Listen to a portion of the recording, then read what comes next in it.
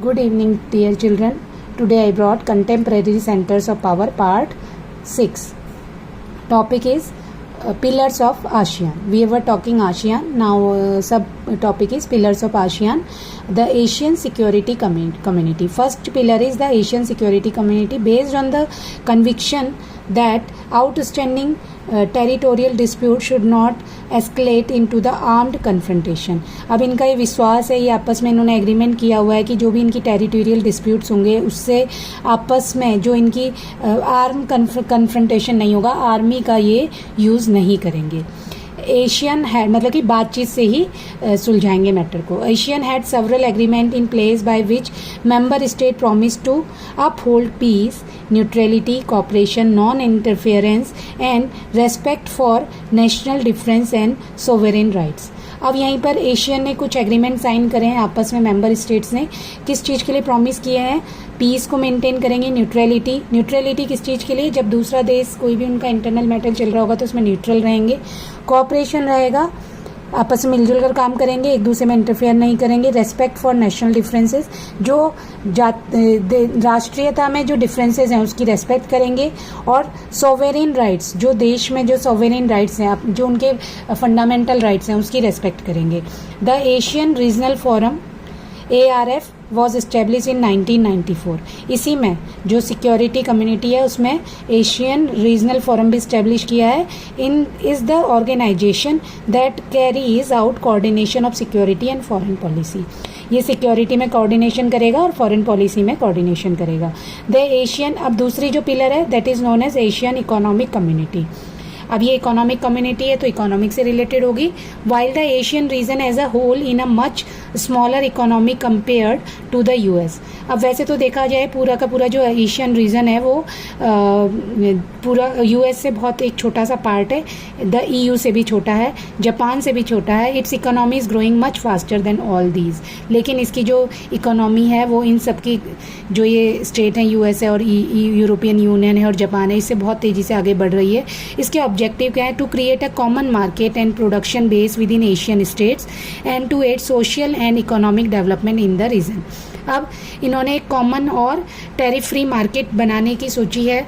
Production base मतलब कि जो इनका प्रोडक्ट है उससे रिलेटेड इन्होंने एशियन स्टेट से एशियन स्टेट के जो प्रोडक्ट हैं और उनके लिए कॉमन मार्केट बनाने का इसका बेस है, और जिससे कि सोशल और इकोनॉमिक डेवलप हो सके इस एरिया का. देखिए हम आगे मैं बताऊंगी. इसमें बहुत सारे डिस्प्यूट्स थे, यहाँ पर ट्राइबल डिस्प्यूट्स थे, अगले टॉपिक्स में हम पढ़ेंगे. ठीक है, इंडोनेशिया में था, फिलीपींस में था, तो बहुत सारे इन्होंने डिस्प्यूट झेले हैं. 5 लाख लोगों की किलिंग हुई है जब यहाँ पर यूरोपियंस का कॉलोनीज इस्टेब्लिश थी. तो इसको हम पढ़ेंगे आगे आने वाले टॉपिक में, मैं आपको बताऊंगी. तो ये इसका जो ऑब्जेक्टिव इसीलिए कि इनका एक कॉमन, ये जो आपस में कंट्री है इनका एक कॉमन मार्केट हो, टैरिफ फ्री मार्केट हो, जिससे कि इनका डेवलपमेंट हो पाए, ये कंट्रीज़ आगे बढ़ पाएँ. बहुत छोटी छोटी कंट्रीज़ हैं और साउथ एशिया के पार्ट में है, और अगर इन्हें कोई इग्नोर भी हो जाती हैं तो इसलिए इनका डेवलपमेंट होने के लिए इनकी एक कॉमन मार्केट होनी बहुत ज़रूरी थी. The economic community would also like to improve the existing Asian dispute settlements mechanism to resolve economic dispute. अब ये जो इकोनॉमिक कम्युनिटी है ये किस टाइप से है? जो आपस में इनके अगर डिस्प्यूट हो जाएंगे तो वो उसको सॉल्व करने का मैकेनिज्म होगा और इकोनॉमिक डिस्प्यूट को भी सॉल्व करेंगे. ठीक है, ये रिजोल्व करेंगे, सॉल्व करेंगे. जो भी आपस में एशियन जो ये मैकेनिज्म का काम करेगा, इसको सॉल्व करने का काम करेगा, जो भी इनके डिस्प्यूट्स होंगे इकोनॉमिक इश्यूज से related. Asian has focus on creating a free trade area FTA. ठीक है, for investment, labour and services. अब इन्होंने एक फ्री ट्रेड एरिया भी बनाया है जिससे कि जो इनके जो ये एरियाज़ हैं, जो ये कंट्रीज़ हैं, ये आपस में इन्वेस्टमेंट में और लेबर में आपस में कॉपरेशन करेंगी, सर्विसेज में कॉपरेशन करेंगी. The US and the China has already moved fast to negotiate FTA with ASEAN. अब ये जो फ्री ट्रेड एरिया इन्होंने बनाया है, US और चाइना भी इनसे मिलना चाहते हैं.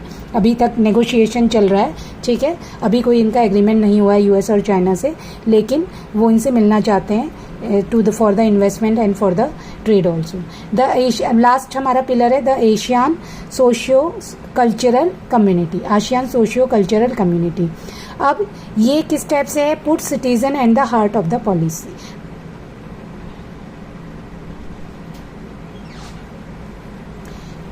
अब यहाँ पर ये जो सोशियो कल्चरल कम्युनिटी है ये सिटीजन्स को पॉलिसी के बीच सेंटर में रखता है।